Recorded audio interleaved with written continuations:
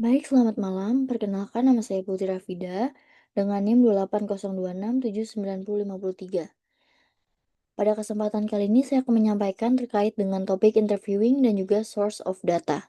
Dengan studi kasus penelitian yang telah dilakukan oleh tim peneliti Politeknik Batam terkait dengan efektivitas program pelatihan digital untuk pegawai pemerintah daerah.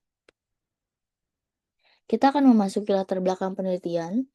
Latar belakang penelitian kali ini, tim peneliti menggunakan metode wawancara untuk mendapatkan data secara kualitatif yang lebih dalam. Namun, muncul tantangan seperti kesulitan memilih informan, membangun kepercayaan responden, dan juga menghindari bias. Semua ini mempengaruhi validitas hasil dari penelitian tersebut.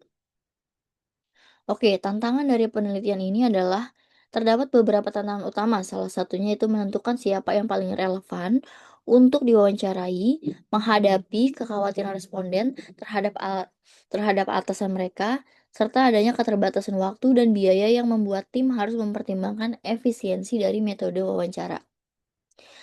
Untuk metode pengumpulan data, menurut teori Methods of Data Collection dari Creswell tahun 2014 dinyatakan bahwa metode pengumpulan data bisa melalui observasi, wawancara, dokumentasi, kuesioner, ataupun studi literatur.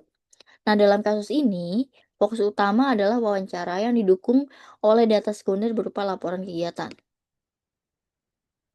Terdapat jenis-jenis wawancara yang dibagi menjadi tiga, yaitu ada terstruktur, semi terstruktur, dan tidak terstruktur.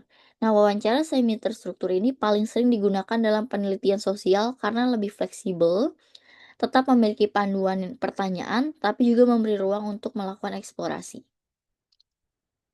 Untuk menentukan jenis wawancara yang tepat, kita dapat melakukan atau meneliti dari penelitian ini, kita dapat menggunakan semi terstruktur yang menjadi pilihan ideal nih sebagai metode penelitian karena memberikan keseimbangan antara kontrol dan juga fleksibilitas. Nah, wawancara daring ini bisa menghemat biaya dan juga waktu nih. Sedangkan untuk yang tatap muka lebih efektif untuk membangun kedekatan secara emosional dengan responden. Oke, untuk triangulasi data, di sini konsep triangulasi yang dikemukakan oleh Denzin tahun 1978 digunakan untuk meningkatkan kredibilitas data dengan mengkombinasikan berbagai sumber dan juga metode. Dalam penelitian ini, triangulasi dilakukan antara data wawancara primer dengan dokumen program yaitu data sekunder. Lalu untuk penerapan triangulasi, di sini wawancara dengan peserta pelatihan menghasilkan data persepsi, sedangkan untuk laporan kegiatan memberikan data secara faktual. Nah, dengan membandingkan kedua data ini, peneliti bisa menilai konsistensi informasi dan juga memperkuat validitas dari hasil penelitian tersebut. Nah, untuk potensi bias dalam wawancara peneliti harus waspada nih terhadap tiga jenis bias utama itu bias pewawancara, bias sosial dari responden, dan juga bias konfirmasi peneliti. Ketiganya bisa mengubah arah wawancara tanpa kita sadari. Nah, strategi untuk mengurangi bias tersebut kita dapat lakukan atau menguranginya dengan cara menggunakan panduan pertanyaan yang konsisten, menghindari pertanyaan yang mengarahkan, serta melakukan member checking agar responden bisa memberikan verifikasi hasil interpretasi peneliti tersebut.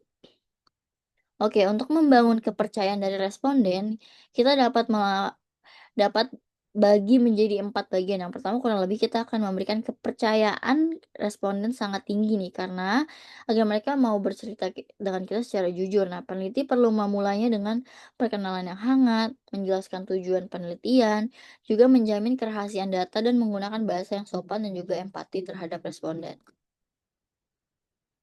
Lalu sebagai kesimpulan, metode wawancara harus disesuaikan dengan konteks penelitian dan sumber daya yang tersedia. Triangulasi antara data primer dan sekunder meningkatkan validitas hasil. Nah, karena hal ini penting, kepercayaan serta netralitas juga adalah kunci keberhasilan dari wawancara. Sekian dan juga terima kasih. Sekian yang dapat saya sampaikan. Selamat malam.